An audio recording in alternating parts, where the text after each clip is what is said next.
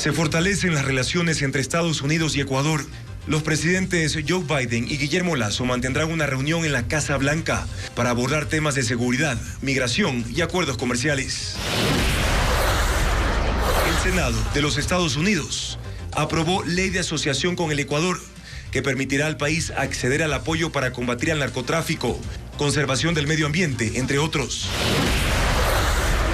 El presidente de la Corte de Justicia, Iván Saquicela, responde a los cuestionamientos del embajador de Estados Unidos sobre narcojueces.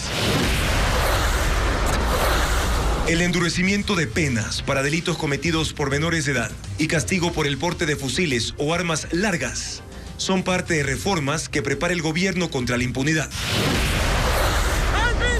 Megaoperativo policial capturó a 37 sujetos que portaban fusiles, granadas y se movilizaban en autos blindados en la vía Salitre en Guayas. Entre los detenidos hay un marino y un ex miembro del ejército que serían custodios de alias JR. Dolor e impotencia en El Oro. Un conductor en estado etílico arrolló a un grupo de ciclistas que circulaba por la vía Pasaje Machala. Hay 2 muertos y 4 heridos. Congreso peruano rechaza proyecto para adelantar elecciones presidenciales en diciembre de 2023, mientras la cifra de muertos asciende a 20 por las protestas. Amigos, buenas noches, bienvenidos a Televistazo en este viernes 16 de diciembre. Empezamos con las noticias más destacadas del día. El presidente de Estados Unidos, Joe Biden, recibirá este lunes a la 1 de la tarde a su homólogo ecuatoriano Guillermo Lasso. La reunión se confirma luego de que el Senado aprobó la ley de asociación entre Estados Unidos y Ecuador que dispone el apoyo norteamericano en áreas de comercio, seguridad y medio ambiente.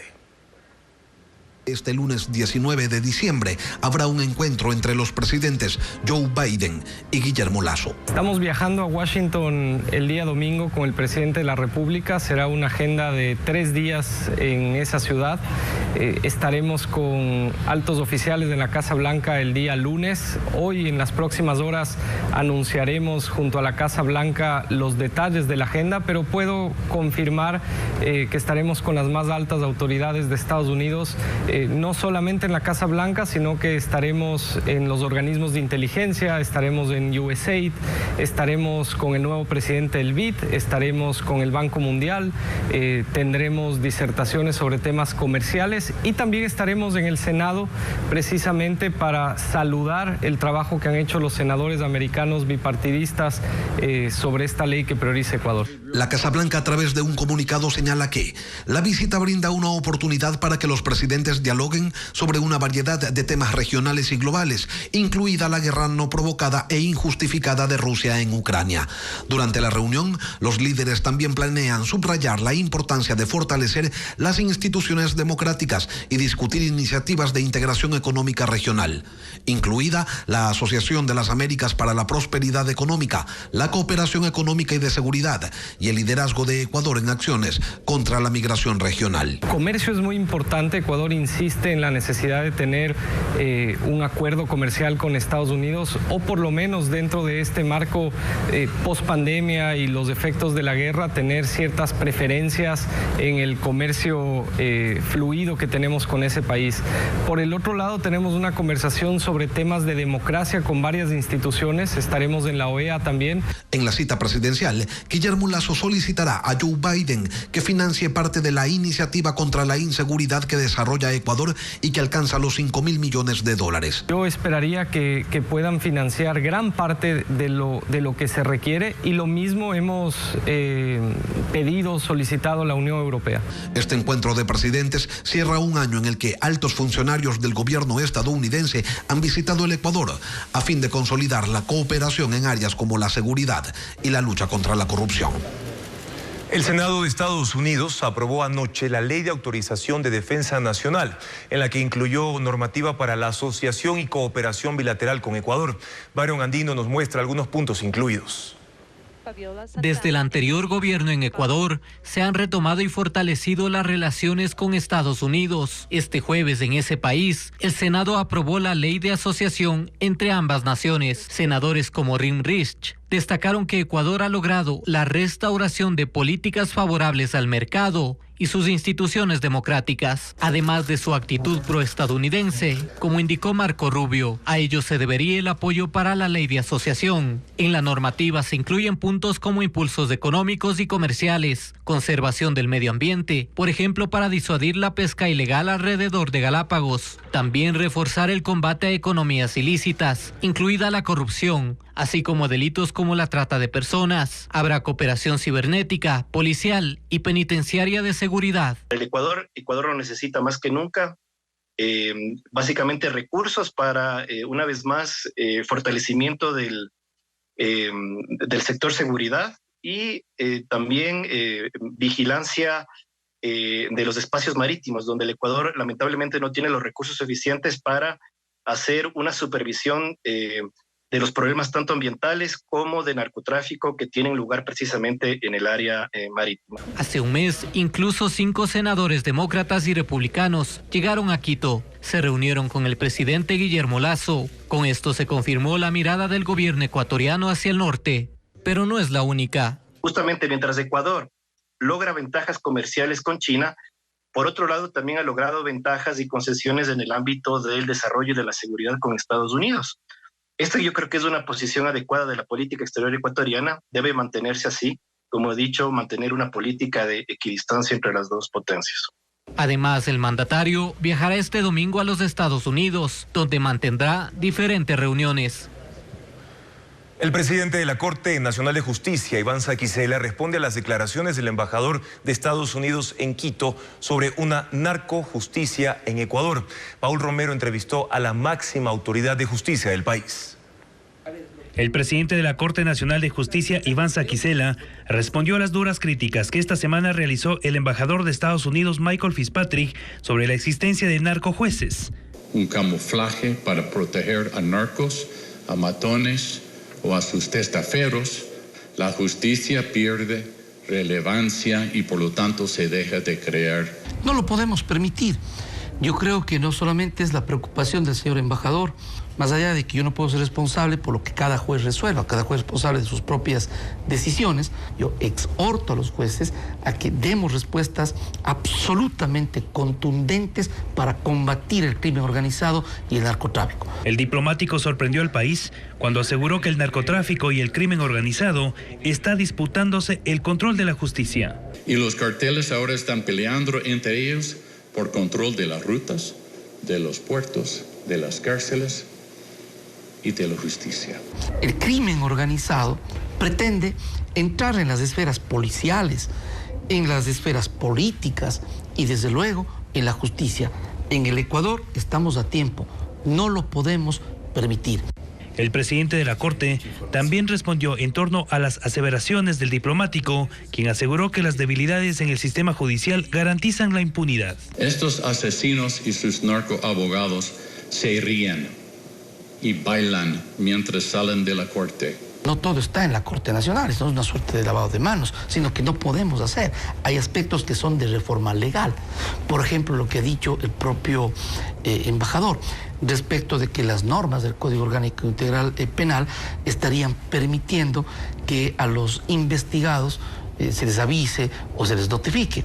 Por ejemplo, sobre esto, si hay dudas de orden legal. Saquicela aclaró que las reformas a la justicia no son responsabilidad de la Corte, sino de la Asamblea Nacional.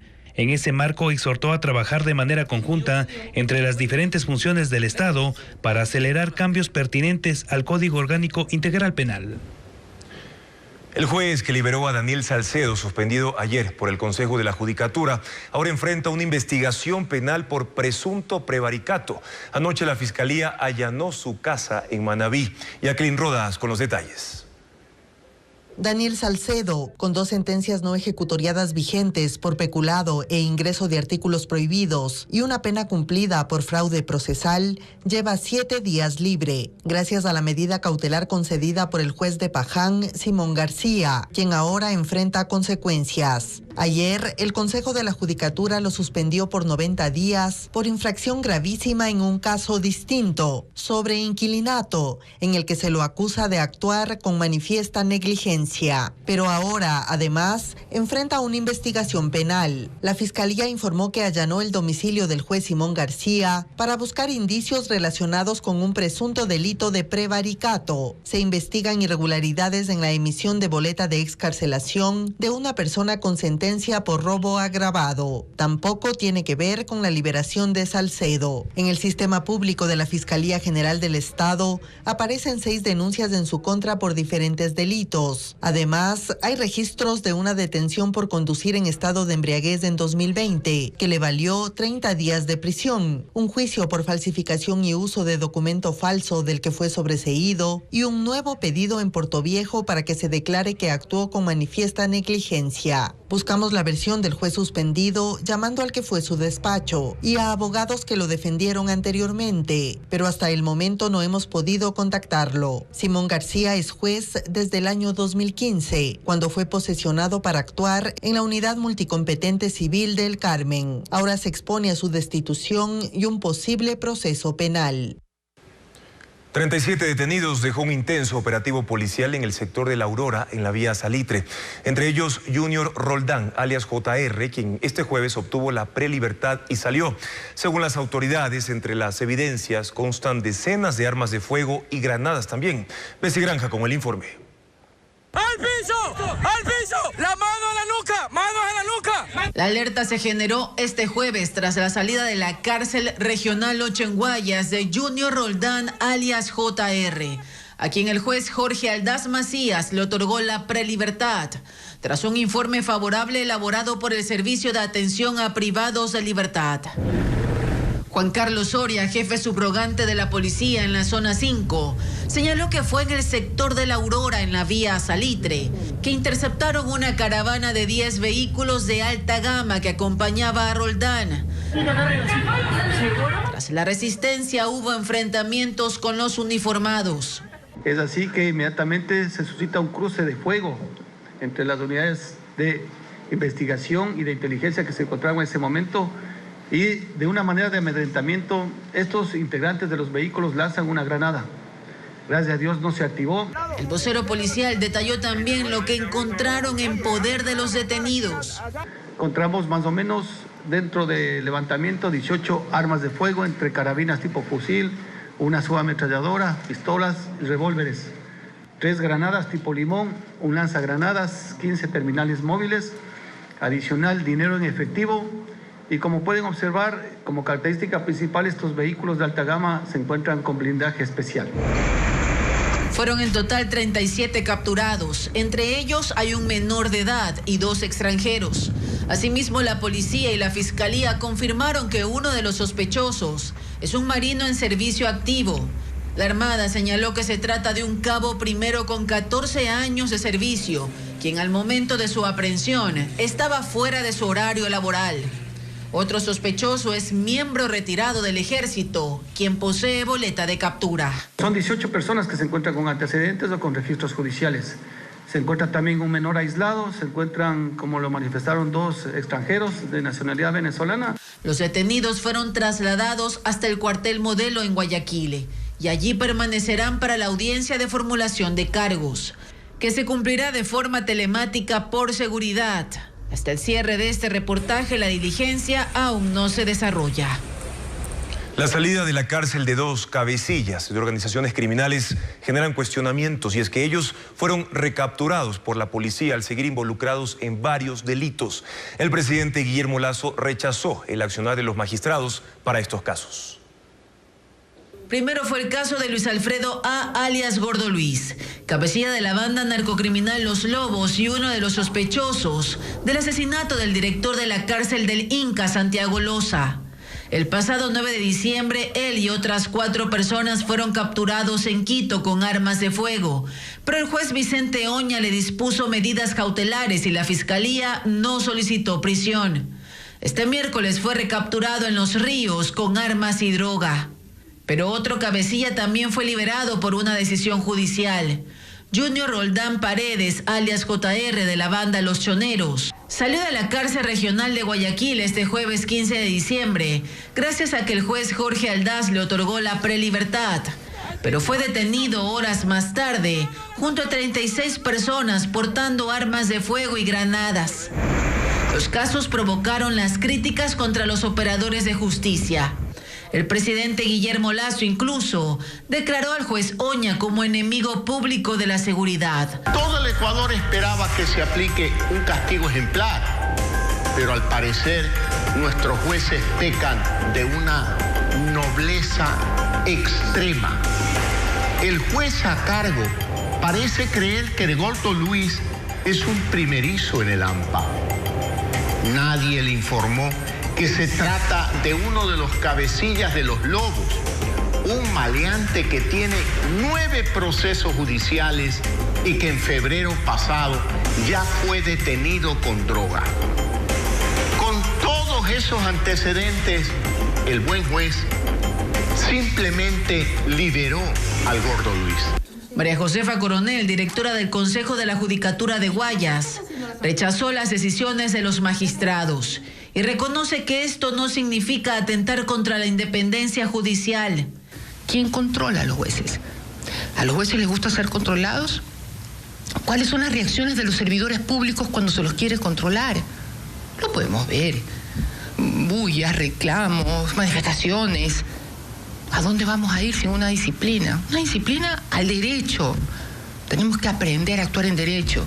En el caso de Junior Roldán, señala que el SNAI se contradijo al emitir un expediente favorable para su liberación y detallar en un comunicado que la salida fue potestad del juez. El Ejecutivo afina un proyecto de reformas al Código Integral Penal para ser enviado a la Asamblea Nacional como una de las medidas para intentar golpear al crimen organizado. El endurecimiento de penas a menores y porte de armas largas están entre los conceptos legales a reformar, como nos informa Fabiola Santana.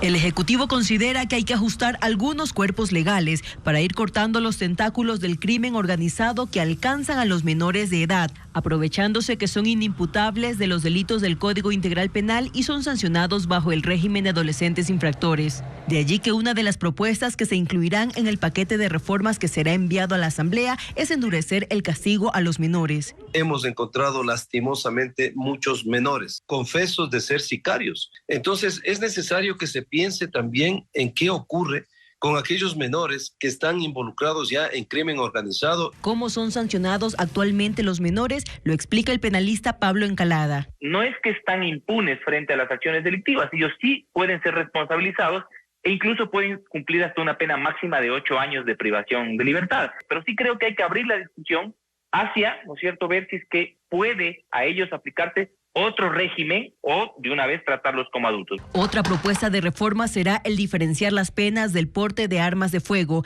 endurecerlas en caso de las largas como fusiles, que son incautadas constantemente de centros carcelarios y de grupos delictivos organizados. Me parece oportuno que se proponga que si son armas largas, ya no sea de 3 a 5, sino sea de 5 a 7, y por lo tanto ya se aplica otro régimen, por ejemplo, en el que no cabe una suspensión condicional de la pena. La policía también espera cambios en la disposición de las armas y municiones incautadas. En lugar de ser destruidas, piden que sean entregadas a la institución del orden. En lo que va del año han decomisado más de 8,000. La experta en seguridad, María Fernanda Novoa, considera que estas reformas deben venir acompañadas de políticas integrales para que sean efectivas. Estas son medidas que pueden ayudar, pero la gran transformación son transformaciones de base y no son transformaciones coyunturales. Sí, a mí me parece que esto, como unas transformaciones, si podríamos hablar en lenguaje estratégico, serían unas transformaciones de carácter táctico. Estos textos son afinados por el secretario de Seguridad Pública, Diego Ordóñez, y el proyecto será enviado los próximos días al Legislativo para su tratamiento.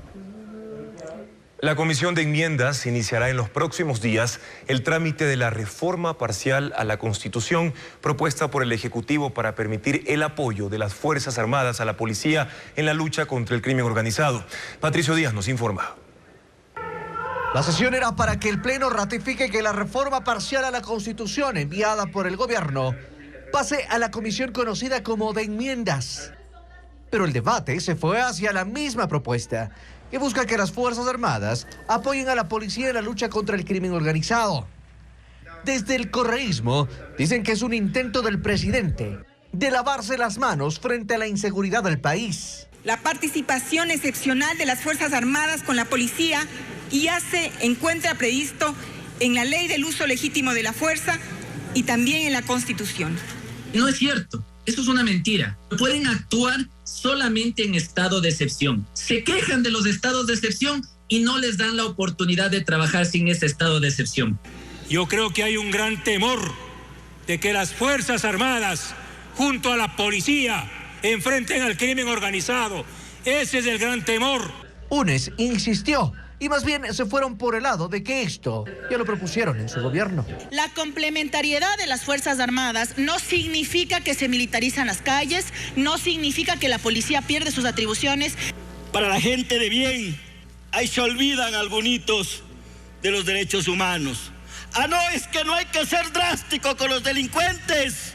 Creo que hay que ser recontra que drásticos y que entiendan que en este país hay que respetar el orden constituido y si hay que hacerlo con las Fuerzas Armadas, pues así será. Pero es un adelanto, porque esto recién era para designar la comisión. Y en efecto, así se hizo. Será la mesa de enmiendas la que tramite la reforma. Su presidenta anticipó el trabajo. Tenemos que invitar a las organizaciones sociales, a los representantes de las instituciones correspondientes, a la academia, a los profesionales del derecho, a los expertos y expertas. Esta comisión tiene 7 miembros, 2 legisladores de Pachacutic, 2 oficialistas, un social cristiano, un representante de UNES y otro de Izquierda Democrática. Tendrán hasta 60 días para el informe para primer debate. Seguimos con más noticias. La Organización Mundial de la Salud confía en que la emergencia sanitaria por COVID-19 pueda llegar a su fin el próximo año. Luego, cada país administraría las políticas de prevención para esta enfermedad. En Ecuador, expertos consideran que es necesario fortalecer campañas de vacunación. Veamos. El director general de la Organización Mundial de la Salud informó que en enero próximo se reunirá el Comité de Emergencias y analizará los criterios para declarar el fin de la emergencia sanitaria por COVID-19, que podría concretarse a lo largo de 2023, según el funcionario. ¿Qué implica esto? Lo explica el genetista César Pacimiño. El momento que se diga que no hay ya la pandemia, pues los países tendrán que analizar sus propias cifras para ver si en cada país se lo cataloga como epidémico. También hace ver que va a relajarse las medidas. Pero para que el COVID-19 deje de ser pandemia, los porcentajes de positividad deben bajar al mínimo y mantenerse. Este índice debe bajar siempre sobre menos del 5%, lo ideal sería el 3% de pacientes. Es decir, que el virus no desaparecerá, conviviremos con él. El COVID en un momento determinado en que la población ya tenga una inmunidad, se convertirá probablemente, y eso es lo que se habla, de una endemia que tendrá en algunos sitios picos epidémicos. Pero para evitar crisis sanitarias será necesario alcanzar a la población sin vacunarse. En Ecuador, el 12% aún no recibe ninguna dosis y solo el 55% tiene la segunda dosis de refuerzo. La responsabilidad es compartida, tanto en la comunidad para que acuda a los centros de vacunación, así como que del Estado para que las vacunas que oferte a la población sean las vacunas de última generación. Desde 2020, Ecuador registra 794.500 contagios por COVID-19 y 12.000 fallecidos. En estas últimas semanas se registra un rebrote de la enfermedad que junto a la influenza A mantiene llenas las casas de salud. Luego de la denuncia de censistas, el Instituto Nacional de Estadística y Censos informó que hoy fue desembolsado el sueldo para los colaboradores. Afirman que el retraso habría sido por temas administrativos y aclaran que la transacción ya fue realizada, por lo que será efectiva en las próximas horas. Se espera que el censo presencial culmine este domingo 18 de diciembre. El ministro de Economía y Finanzas, Pablo Arosemena, se muestra optimista y señala que para el próximo año se van a requerir un nuevo acuerdo con el Fondo Monetario Internacional. Diego Cuenca nos informa que el gobierno aún no tiene claro el mecanismo para eliminar o focalizar el subsidio a los combustibles que fue recomendado por el FMI. Aunque el gobierno calificó de exitoso finalizar el acuerdo financiero con el Fondo Monetario Internacional, aún no ha podido concretar la focalización de los subsidios a los combustibles para generar ahorros significativos. Sigue siendo una materia pendiente. El ministro de Economía y Finanzas todavía no establece fechas ni plazos para cumplir con la recomendación del FMI. Pero aquí es importante tener el apoyo de la sociedad civil, porque este gobierno ya ha intentado en su momento ir focalizando y ha habido cierta resistencia de cierta parte de la sociedad civil. Así, ese año el Estado terminará pagando cerca de 4.000 millones de dólares por subsidios a los combustibles. Y aunque ya empezaron el mes eliminando ese beneficio para el diésel en Camaroneras de más de 30 hectáreas, aún sigue siendo un rubro más alto que la inversión en salud y educación. Ecuador está destinando más recursos a subsidiar combustible que a subsidiar la salud para todos los ecuatorianos.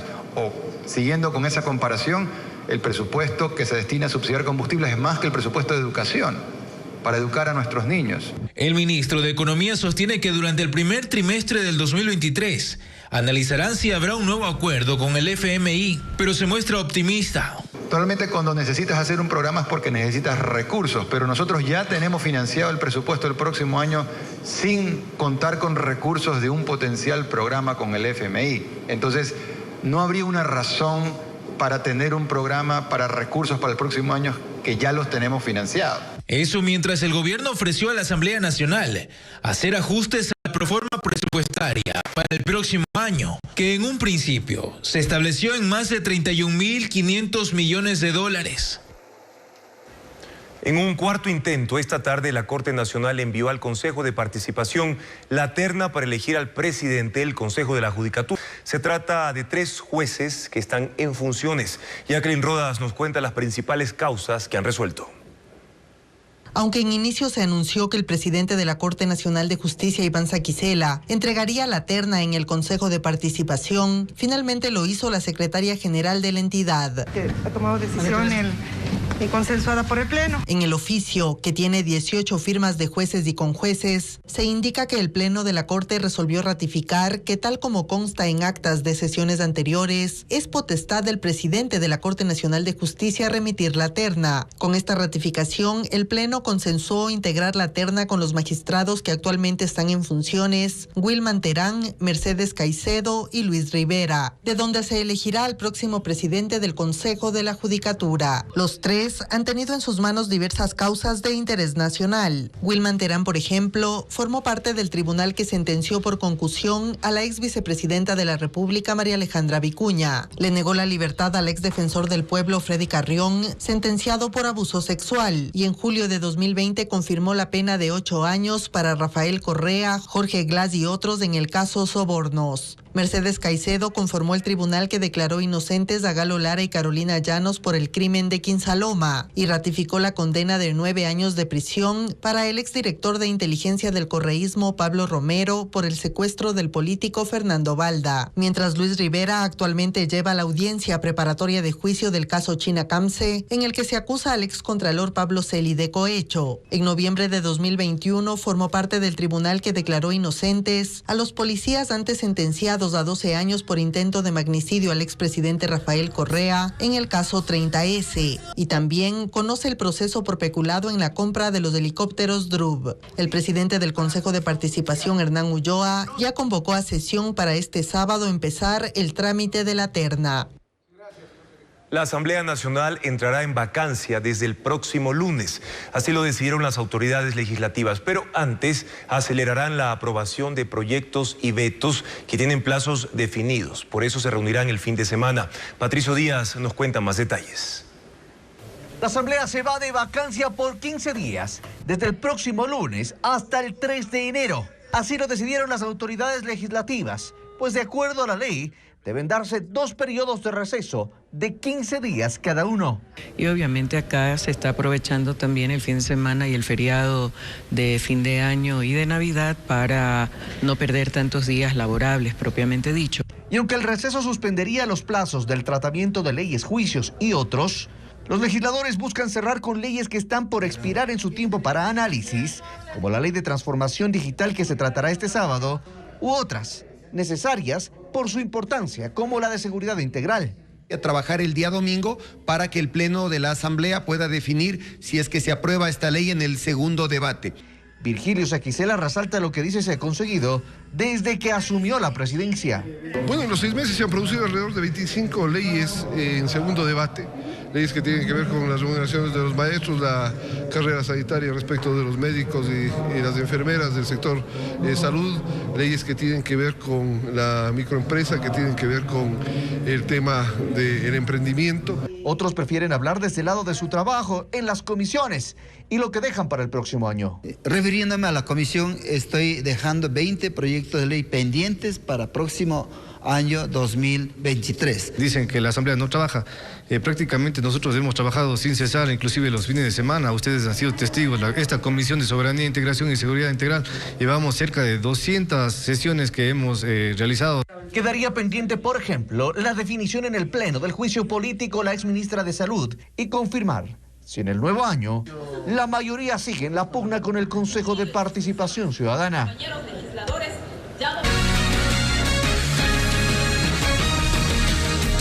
Un juez de Pasaje dictó prisión preventiva al conductor que embistió a un grupo de ciclistas en una vía de la provincia del Oro. El hecho dejó 2 ciclistas muertos y otros 4 resultaron gravemente heridos. Merlin Ochoa nos cuenta que el chofer de la camioneta implicada en ese accidente estaba ebrio. Veamos. ¿También? Sí, te echo pedazos. Imágenes impactantes y dolorosas circulan en redes sociales. Son los momentos después del arrollamiento masivo registrado durante la noche del jueves en la vía Pasaje Machala en El Oro. Los heridos y los cadáveres quedaron tendidos en la fría calzada. Sus familiares llegaron y en medio de gritos identificaron los cuerpos. Exigen justicia. Que este caso no quede en la impunidad. Acaban de matar 2 personas que yo vi, mi papá es una de ellas. Los agentes de tránsito confirmaron la muerte de 2 ciclistas y otros 4 quedaron gravemente heridos. Yo lo que sentí fue el golpe de atrás, de la bicicleta, el aro de atrás mío se hizo un 8. Y ahí nos fue arrollando a todos. Según testigos, cerca de 15 deportistas pedaleaban a un costado de la vía cuando fueron embestidos por una camioneta blanca doble cabina, la misma que luego chocó con un árbol y un poste de alumbrado público que estaba metros más adelante. El tipo estaba borracho, tengo videos en su carro, alcohol por todos lados. Quien manejaba la camioneta fue detenido y será procesado por muerte culposa. La prueba de alcoholemia salió positiva y registró 2.2 grados en la sangre, es decir, superó considerablemente el máximo permitido. Verificar también el tipo de alcohol que estarían ingiriendo, o sea, si de pronto es cerveza o algún trago fuerte. También eso varía bastante y hay que ver la capacidad de la persona, pero está muy fuera, por encima del rango permitido. Miguel Cedi lidera grupos de ciclistas en Guayas y conoció a uno de los fallecidos. Estamos de luto por todo ese historial de personas que han quedado no tan solo muertas, sino lisiadas de por vida acerca de estos siniestros de tránsito. Luego de la audiencia de formulación de cargos, el juez dictó prisión preventiva en contra del conductor de la camioneta. La pena por muerte culposa es de hasta 12 años de prisión. 2 jóvenes fueron asesinados a tiros. Encontraron sus cuerpos en una vía de tercer orden en una zona rural del cantón Urdaneta, en la provincia de Los Ríos. Nuestro corresponsal Marlon Melo nos informa.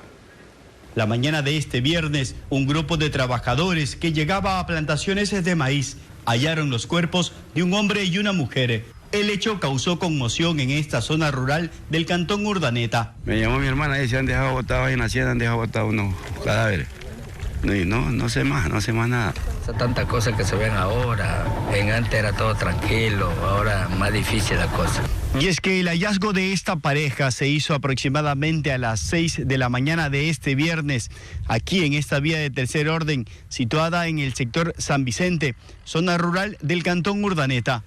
Milton Carrillo, jefe de la policía en esa jurisdicción, confirmó que el doble crimen fue ejecutado en otro lugar, al menos 8 horas antes, y luego los asesinos abandonaron los cadáveres en el sitio. Eso es lo que aprovecharon estas personas, las que realizaron el evento, para que ir y dejarles abandonados en el punto. No tenían ninguna muestra de maltrato físico los cuerpos, solo tenían las heridas que tenían por el paso de proyectil de armas de fuego. Una de las víctimas fue identificada como Angie Melissa García.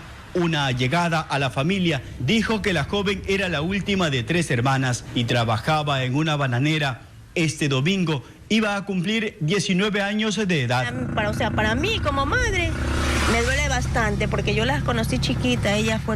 La mamá se murió, el papá fue padre y madre para ellas 3. Con este doble crimen incrementan a 282 las muertes violentas que se han registrado en lo que va de este año en el territorio fluminense. Gracias por continuar en sintonía de Televistazo. Continuamos con más noticias. Indígenas y campesinos salieron a las calles de La Tacunga para rechazar una supuesta manipulación a la naturaleza, lo que estaría evitando que llueva y causando sequía y la pérdida de cultivos. Nuestro corresponsal Patricio Viera con esta singular protesta. Las calles de La Tacunga se llenaron de manifestantes provenientes de parroquias rurales de los cantones Salcedo, Pujilí y La Tacunga. Se concentraron en el barrio La Estación, ubicado en el sector occidental de la urbe. Desde ahí marcharon hacia el centro. Alex Tuapanta, presidente del movimiento indígena de Cotopaxi, informó que hace 4 meses en varios cantones de esta provincia se registra una sequía, provocando la pérdida de cultivos, por lo que buscan la ayuda de las autoridades. Que den en efecto un pronunciamiento ante la escasez de lluvias y ante la falta también de agua en los territorios. Clever Jacome es presidente del barrio de Isinche Grande en Pujilí. Él nos cuenta que la sequía arrasó con el 95% de los sembríos de la zona. Nuestros cultivos ya están prácticamente todos están perdidos. La movilización llegó hasta el Parque Vicente León, tornándose violenta. La intención era mantener un diálogo con el gobernador y la prefecta de Cotopaxi, pero no se encontraban en sus oficinas. Identificaron al viceprefecto Mario Andino en una de las instituciones financieras y lo sacaron a empujones para que escuche sus demandas. A esta gente que día tras día muere de hambre y hace morir de hambre a su familia por la escasez de lluvia. Luego se trasladaron hacia el aeropuerto de Cotopaxi, donde funciona una escuela de aviación. Aquí se forman pilotos de vuelos comerciales. Los manifestantes están convencidos que las avionetas utilizadas para las prácticas de vuelo serían las que dispersan las nubes, evitando que llueva, hecho que fue desmentido por Michelle Alama, representante de la empresa. Debido a los acontecimientos suscitados en estos días, donde nuevamente se han manifestado que nuestras aeronaves están bombardeando a las nubes para evitar las lluvias, queremos rechazar categóricamente estas aseveraciones que están alejadas de la realidad, puesto que nosotros nos dedicamos con mucho orgullo a formar pilotos. Aquí entregaron un documento en el que solicitaron que deje de operar la escuela de aviación. La versión impresa de Diario El Comercio volverá a circular el domingo, según señalan sus directivos, mientras que ex trabajadores aseguran que incluso quienes se jubilaron tampoco pueden cobrar su pensión. Carla Delgado sigue este tema. La última vez que Diario El Comercio circuló esta semana fue el martes 13. Desde entonces sus trabajadores han denunciado falta de condiciones para laborar y sostienen que no les pagan desde hace 4 meses. Desde la dirección del periódico aseguran que uno de los motivos para esta interrupción sería un problema informático. Se produjo un ataque de encriptación a los servidores que contienen los archivos de la información de la empresa. Pero no desconocen que a esto se suma principalmente los conflictos económicos que aquejan a este rotativo y que hoy afectan a más de 200 trabajadores. Se han hecho todos los esfuerzos en el sistema financiero nacional en búsqueda de un crédito, pero de manera deplorable. Tendré que lamentar y decirle al país que el sistema financiero no ha dado una respuesta favorable. Por ahora sostiene que se busca la forma de cumplir con los colaboradores y que el periódico circulará recién este domingo. Pero la empresa no solo tiene problemas con quienes trabajan actualmente en el diario, sino con ex colaboradores y hasta con quienes se jubilaron en el medio de comunicación. El comercio se comprometió a pagar mes a mes la liquidación total. Sin embargo, vemos con preocupación que los últimos 4 meses, en mi caso ayer se cumplieron 4 meses, hay personas que cobran el 15, hay personas que cobran el 30, se han retrasado ya 4 meses. Todo el proceso se ha dado con mucho retraso, con una indolencia de parte de los directivos de la empresa. Mientras que en los puestos, muchos quienes madrugaron a comprar y ya no lo encontraron. Un grupo de trabajadores incluso puso una acción de protección y pide una reparación integral. El ministro del Interior anunció que avanza en la recopilación de información sobre organizaciones ilegales que se estarían acercando a candidatos en las próximas elecciones seccionales para financiar sus campañas. Sobre este y otros temas hablaron las autoridades en un conversatorio al que asistió Fabiola Santana.